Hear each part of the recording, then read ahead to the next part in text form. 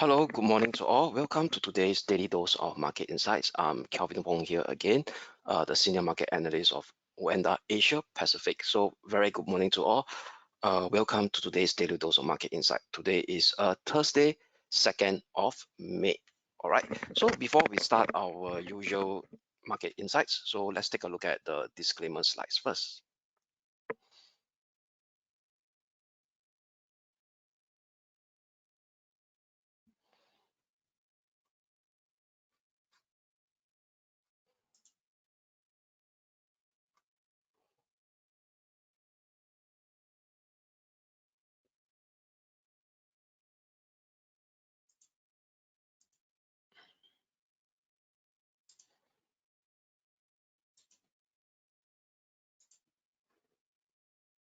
Okay, give me a minute. I think the system is a bit slow today. My apologies.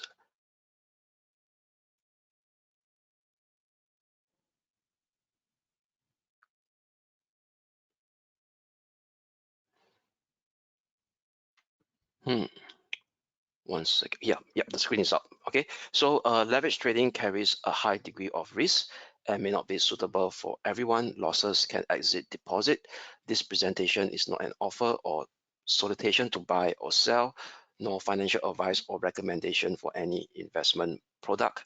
And as well, any forecast and prediction or projection in this document is not necessarily indicative of the future or likely performance of the product. This advertisement has not been reviewed by the Monetary Authority of Singapore. All right, so now let's get started. Okay, so what we do over here is we will have actually a recap of key highlights and events that took shape yesterday.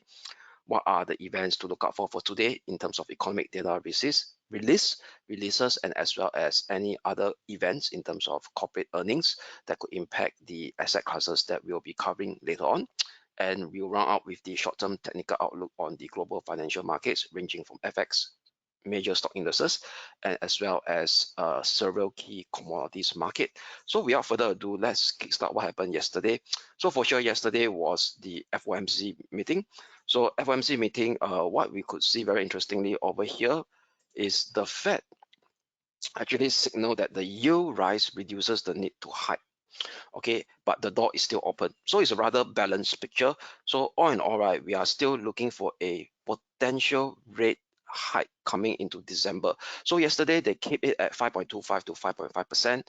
So if you look at the CME Fed Watch 2, so this is the Fed Watch 2 over here, is based on the future pricing of the Fed fund interest rate.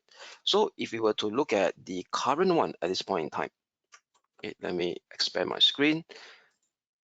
Okay, so the current rate right now is this year 5.25 to 5.5%.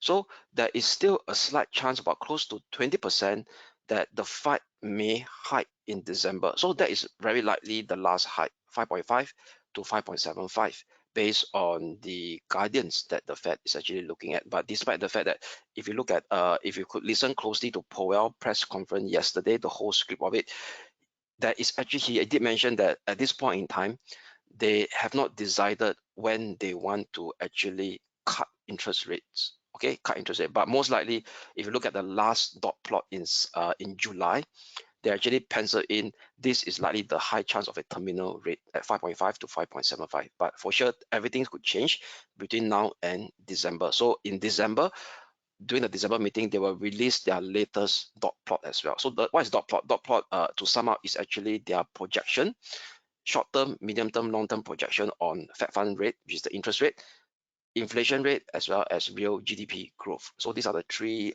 we call it important metrics that market participants in December will take a cue on to decide whether 5.5% and 5.75% over here is the terminal rate.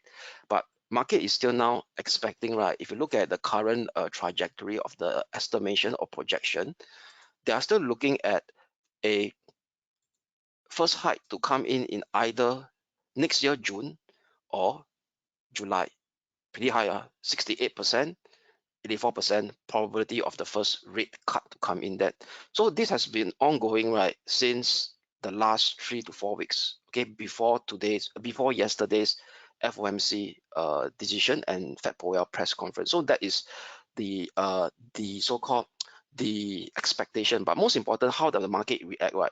The market react accordingly to the long-term US Treasury yield. So if you look at the last 4 weeks or so, or even the fact that in middle of July, the US Treasury yield has been on an uptrend. That means we talk about the 10-year Treasury yield. Uptrend 10-year Treasury yield, meaning higher cost of funding going forward. Because given that the 10-year Treasury yield is a global benchmark for longer term interest rate, longer term risk-free rate. That means if you're talking about mortgages, you talk about corporate borrowing, they will actually, banks will use the 10-year US Treasury yield as a benchmark plus certain basis point to give to the customer. Okay, so we know that the US 10-year Treasury has been going up, so that actually impacted higher cost of funding, which will impact lower profit margin in terms of earnings growth for corporations. So that's why the US benchmark stock indices actually fell in tandem with the rise in US 10-year Treasury yield, that it could actually impact globally as well. Okay, so now the key thing over here is that let's see what, because of what the Fed say over here is right, the yield rise reduces the need to hike. So because of this particular guidance from Powell, it actually caused the 10-year to dip down, the 10-year Treasury to dip down. So let's take a look at the US 10-year Treasury yield. Okay, so without further ado, right, let me, okay, what I'm going to do now is, okay, let me refresh my screen first and let me hide myself so that you all could focus more on the screen, yeah. Okay, so what we could see over here, right, that US 10-year Treasury yield, okay, it fell yesterday, but what's interesting over here is that it managed to actually now come close to a key support, medium-term support zone at this 4.7% at 4.55%. Okay, 4.55% is pretty key. Why? Because it's the rising 50-day moving average. So all in all, right, what we could see over here is that yesterday push down on the US 10-year Treasury yield actually give a bit of what I call extension of the ongoing counter trend rebound that is taking shape in the benchmark US stock indices, which I covered on last Friday potentially.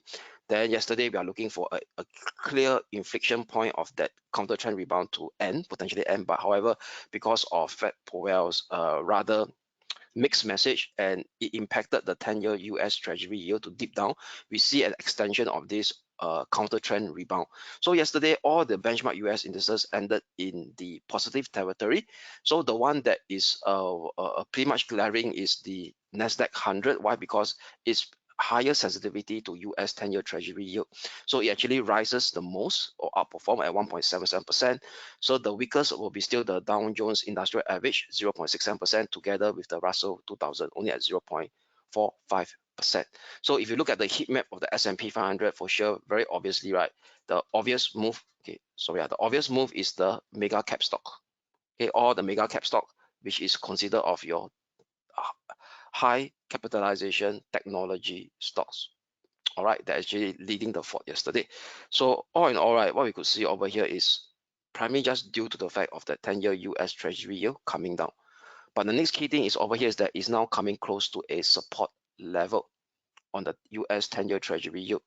So if you go down to the chart again that I share with you all, okay, it's coming very close to this support zone. So potentially, right, we could see a bit more of a push up on the US stock indices.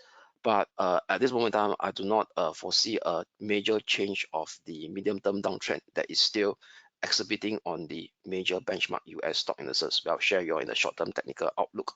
Okay, so the next key thing I'd like to highlight to you over here is so this yesterday's major event. So what is the event that is coming up later? Will be this particular impact of it. Let me show the calendar. So this calendar, the next one will come out over here will be BOE, Bank of England interest rate decision. Okay, so at 8 p.m. Singapore time. So market is expecting no change as well, 5.25%.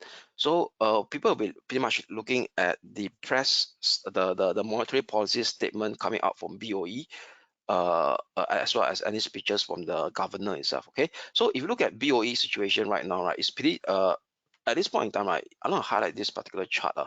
So Okay, let me expand my screen now. Okay, so over here, right, this is the BOE bank rate, and this is your core CPI. So your core CPI, right, at this point in time, it's still hold. Okay, so this is a CPI here. So your core CPI dipped down, but your headline CPI, right, is at 6.7%. So 6.7%, right, is still rather have a bit of gap, right, comparing to the BOE bank rate right now as 5.25%. That means there's still a positive gap between the headline CPI and the BOE Bank of England bank rate. So what you could see over here is that uh, inflation in UK is still pretty much on an elevated state, and also inflation in UK at this point in time is actually much more higher than in Eurozone. Okay, Eurozone is 4.3%, and if you look at it's 3.7%, if you look at the headline number in United States. So if you look at it over here, if we did the comparison, yes, we know that CPI globally in US, Eurozone, and UK is coming down, but however, in absolute terms, it's still much higher compared to Eurozone and in US. If you look at the U perspective from the UK, and also the current UK CPI headline inflation rate is still a much more significant positive gap of more than 1 basis point, or more than 100 basis point, it means 1% compared to the bank rate. Okay, that means IE, right, potentially BOE still has much room to go to actually, if they are looking at inflation targeting. So it's pretty much interesting to see, right, whether there is any much more hawkish vibe in the statement that is coming out later from accompanying the decision of a no hike, and as well as the speeches from the governor, to see whether he's still pretty much concerned about this gap, the gap between the headline inflation and the current BOE interest rate, which is at 5.25%, the bank rate. So without further ado, right, that being said, over here is that yesterday's Fed Powell press conference that drive down the 10-year US Treasury yield causes this US dollar to actually sell off as well in a very short term. So initially it actually traded down from the intraday high. So if you look at the dollar index, okay, let's look at the dollar index. So if you look at the dollar index over here as an aggregate, right? So your dollar index start to go sideways. So you see this was yesterday's price action. Okay, it hit up, formed a gravestone doji and came back down. So IE, right, potentially it could go down to the bottom of the range that is forming since the end of September this year. Okay, which is at 105.65. So potentially we may see a bit of what I call short-term dollar weakness coming into play in the FX market. All right, given the technicals and given what happened yesterday, and also potentially the hawkish vibe that could come out from BOE later. Okay, hawkish vibe as in how they portray their press, the statement, and as well as the speeches by the BOE governor. Okay, so this is the key thing highlight to look out for later.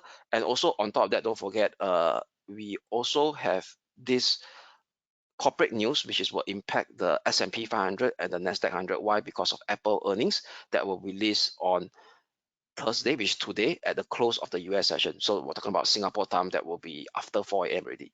Okay, Singapore time. So for Apple earnings, right, if you look at the Apple number, so let me take a chart over here, right? So this is the Apple chart. Okay, let me expand it. So you look at Apple over here, right? Among the throw, right, since it's the start of Q3 over here, Apple is one of the weakest performer, and if comparatively able underperform the S&P 500. Apple, the price of Apple share, so they are down by about 15% since Q3. And also, if you look at the revenue growth of Apple, it's actually negative year on year. Okay, earnings is positive based on because how they manage the cost, but the exact selling point is how they sell their product has been falling on negative territory for the last 3 quarters. So now the key thing about Apple, if Apple starts to do another year-on-year negative growth, it could be detrimental for their stock price. That means potentially there could be a negative reaction on their stock price. All right. So later we'll take a look at the chart of Apple as well. Once we cover that short-term technical outlook. Why? Because Apple is important because Apple is the highest component weight inside Nasdaq 100. and the second highest component weight in the S&P 500. Almost the same like the Microsoft. Microsoft is first now, Apple is second, but their difference is not too wide. But so all in all is a whatever happened in Apple share price potentially could impact Nasdaq 100, which could potentially impact the rest of the benchmark US stock indices in terms of the feedback loop. Okay, so now let us start with the since we are talking about Apple right now, let's look at Apple right now, the share price of Apple. Okay, so here we go. So this is Apple. So what we could do over here is that if you have trading view, you can actually call up the chart of Apple over here. So Apple, so this is what happened. The price actually reacted yesterday in Apple up 1.87%. So it's actually outperformed the Nasdaq 100 as well. So what it did over here is that it managed to recapture the 200-day moving average, which was taken out on last Thursday. Okay, it captured it, but right now it actually remained below the 20 and the 50-day moving average, and as well as this descending medium-term descending trend line that is in place since July this year. Okay, since July this year. So all in all, what we could see over here is we potentially, we could see a bit of potential push up throughout this zone over here. Because at this point in time, yesterday's price action was pretty bullish. So the next key thing is we're going to see how the price react at this level which is at around 1.7530 to 17760 mark. So potentially on the very short term intraday, the benchmark indices could see a bit of push up, a further push up more. Before, after that, if we start to see a bearish reaction candle from Apple, then potentially we could start to see another potential down leg on the benchmark stock indices. Okay, so the key takeaway is over here is potentially there could still be another residual push up on Apple, which could potentially cause some form of residual push up on the Nasdaq 100 as well. Potentially. Okay, so this is how it takes. So now let's look at the Nasdaq 100. So on our platform, so if we go to the technical outlook right now, so let me start with the Nasdaq 100 first. Okay, so this Nasdaq 100, where are we now? So this is the push up yesterday. Yesterday we were bearish below the 14,590 mark, this level here. So after this level was breached, immediately it actually did a very swift push. So this is where during Powell is talking, his press conference, push up. So where it stopped now, very interesting. It now coming very close to the 20-day moving average as well. 20-day moving average. Your RSI is at a very extreme overbought level in the very short term. Okay, at this point in time. So what we could see over here is that there's also a gap between the 20 and the 50-day moving average. It's like almost like Apple. So right now, the price action has still a bit of room more to go to this key level at 14,970, which is also now the pullback resistance of this former major ascending trend line support level previously was from December 2022 low. Okay, so what we could see over here, at this point in time, there could be a bit of residual push up as well towards this zone over here between 14,780 and 14,970, which is also confluence with the downward sloping 50-day moving average. So what I mean that all in all, given the fact that it's still below the 20, it's still below the 50, and if you look at the daily RSI, the daily RSI, there's no clear divergence, bullish divergence. So you look over here, it's still showing kind of lower at this point in time. It's only right now there's a bounce off from the 200-day moving average, but price action still remains below the 50-day moving average. So what it's indicating to us over here is this medium-term downtrend from the high of 19th of July until whatever current price that we see right now, it's still in a medium-term downtrend. Okay, so overall right now is we are still kind of the midst of a counter trend rebound, but potentially, if I were to chase this counter trend rebound, because of this very steep up move, the reward risk ratio is not attractive at all. Okay, so I'll be looking for signs, of any form of a bearish reversal candlestick hitting close to this zone over here. Okay, so I'll be using 14,970 as my key short-term pivotal resistance to still maintain that continuation of this medium-term downtrend that is still prevalent on the US Nasdaq 100. Okay, the support level to watch in the very short term will be 14,415. So if we start to see a breakdown below this 14,415, which is also confluence with this short-term ascending trendline support level, potentially we could start to see a new leg of a bearish impulsive down move to retest last Thursday low at 14,060, then followed by 13,960, which is the 200-day moving average, I think, as support in the first step. But however, if we start to see a breakup above 14,970, right, then potentially we could start to see a stronger push up. That means a stronger push up where we may start to see a much more substantial recovery and potentially a start of a new multi-week to multi-month bullish up move. But in first step, the resistance to watch will be 15,225, then followed by 15,000. It's a range, 15,225. This congestion zone here slash 15,350, which is the swing high of 12th of October. Okay, so that's my analysis or short-term technical outlook, my take on the Nasdaq 100. So yes, even though the US Wall Street 30 did actually go up much more higher, it actually stopped. I mean, the move is not as steep as comparative to the Nasdaq 100, right? But however, we still also could potentially see a bit of residual push up towards 32,560 level, this mark over here. And this one, the Dow Jones Industrial Average is much more weaker than the Nasdaq 100. Why? Because the price action has really taken down below the 200-day moving average. Okay, so it's really below the 200-day moving average. So given that the 200-day moving average is much more significant, right? So I will be looking for some kind of still come out residual push between this a zone here of 32,560 and 33,820, maximum at 33,008. This is a zone. So I'll be using this 33,820, which is a 200-day moving average, also coming very close to the 50-day moving average as well, a 50-day moving average as well. So this will be my short-term pivotal resistance level to maintain this ongoing bearish medium-term downtrend in the Dow Jones Industrial Average, which is the Wall Street 30. So still looking for a kind of a residual, kind of what I call continuation of this bearish move within this medium-term bearish downtrend, as long as 33,820 is not surpassed to the upside. So first support level to watch in the short term will be 33,055, followed by 32,780. Then, however, if we start to see a breakup above 33,820, then potentially we could see a steeper rebound to test the next resistance at 34,300, which also confluence with the upper boundary of this medium-term descending channel that is in place since 27th of July high. Okay, so that's for the US Wall Street 30. So now moving on, next will be the German 30 index. So German 30 index, still recall that yesterday we still maintain that bullish bias to play that potential counter trend rebound. So counter trend rebound target we have it around at 15,020 slash 15,090. So it really hit that zone of that counter trend rebound resistance. So with that over here, right, we will be using this 5090 as my short-term pivotal resistance level for today. We saw confluence with the 20-day moving average. So looking for at least a pullback first in first step towards the first support level at 14,920.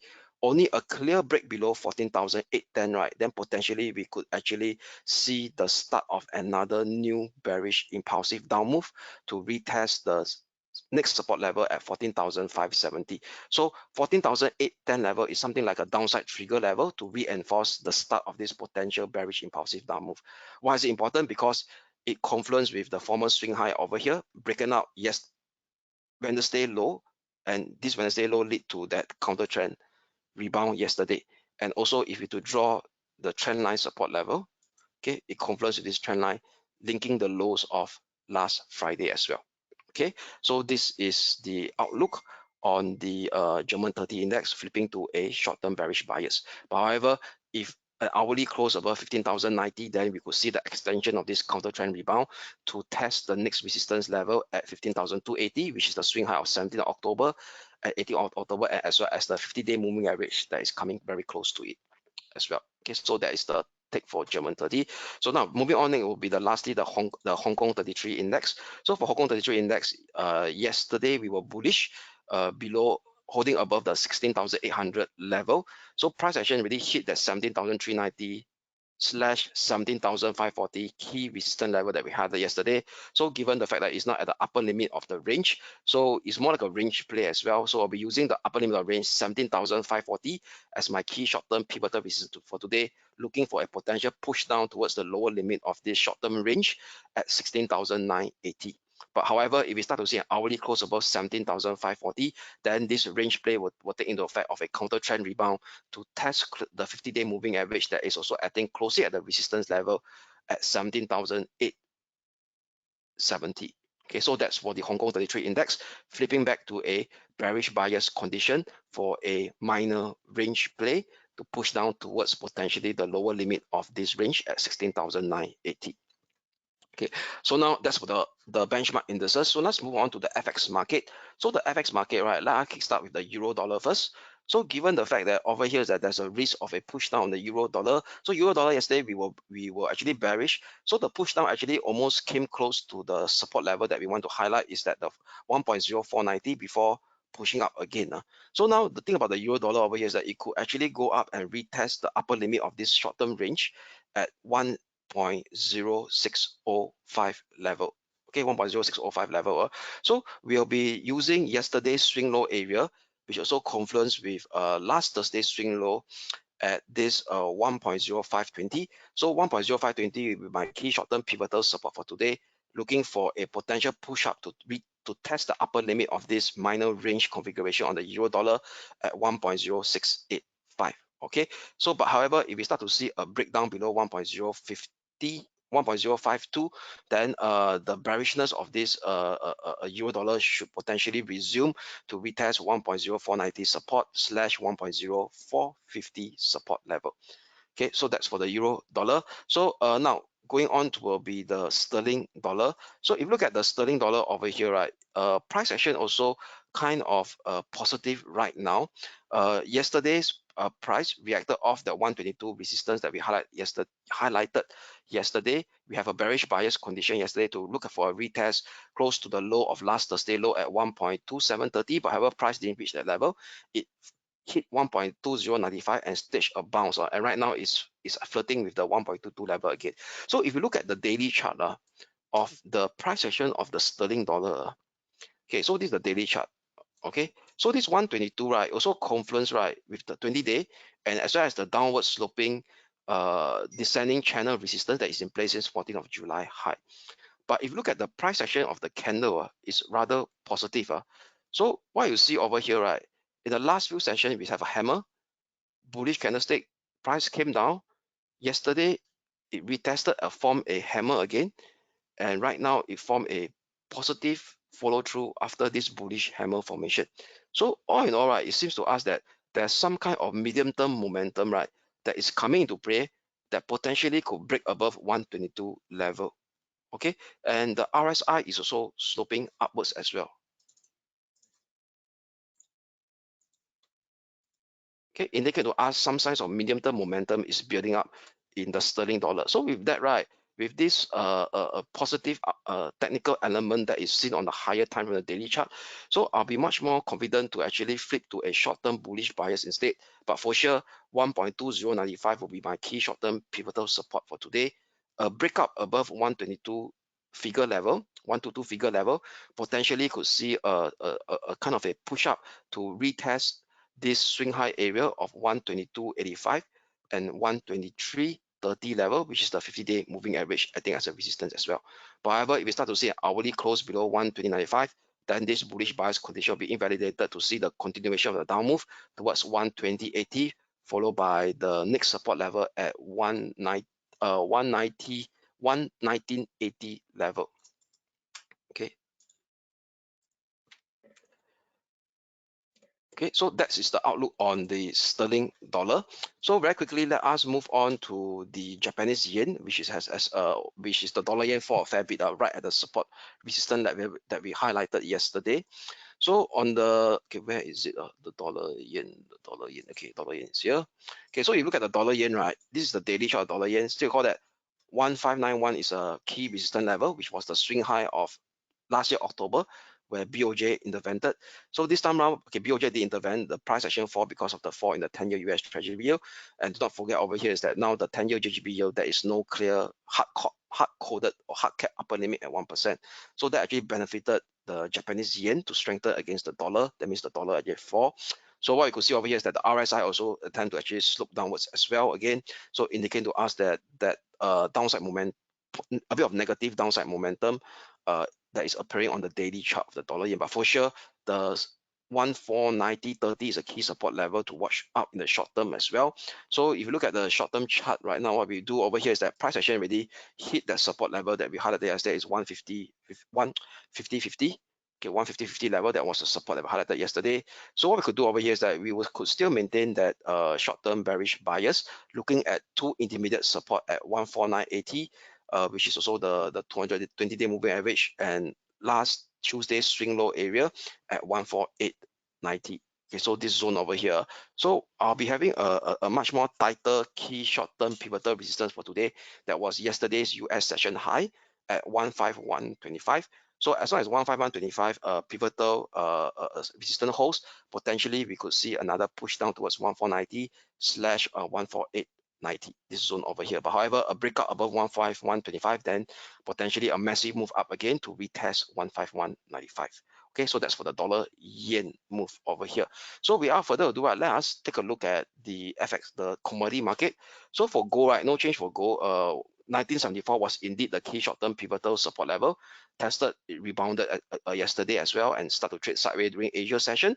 So this level will be the key short-term pivotal support, still maintaining that level. What's interesting over here is that the RSI has started to shape a bullish divergence. Price action continued lower down yesterday, but bullish divergence being formed on the RSI, so indicating to us that some form of short-term bullish bullish momentum has started to creep back into the gold XAU/USD market. So upside limit will be at 2006 for sure. So this will be the first resistance level to watch. A break up above 2006 potentially sees the next resistance coming in at 2028/2037. So only a breakdown below 1974 will invalidate this short-term bullish bias for gold to see a much more steeper pullback or retracement towards 1957. Then below it sees 1932, which is also the 200-day and the 20-day moving average. So all in all, right, this is an ongoing short-term to medium-term uptrend that is forming in gold at this point in time. Okay, now for oil, WTI crude oil on the share view is what's WTI crude oil breakdown below a support level at 83.20. So I could see over here is right now there is a price start to go below the 20 and the 50-day moving average. So potentially we could start to see in short term further push down to test the 200-day moving average at 78.70, also confluencing with the swing low area of 23rd of March and 25th of August and 23rd to 25th of August this year. So I'll be using the upper limit of this a short-term descending channel that is in place since 20th of October high at 84.58. So as long as 84.58 key short-term pivotal resistance is not surpassed, potentially we could see further downside on WTI crude oil, West Texas oil to test 78.70. But however, if we start to see a breakup above 85.58, then potentially this short-term bearish bias will be invalidated to see a push up to retest the 50-day moving average acting as a resistance at 87 figure level. We also confluence with the swing high area of 26th of October and 30th of October. Okay, so that is the key highlights on the cover for you all in the global market perspective. So with that, do have a great day ahead, and we shall speak again tomorrow. Thank you.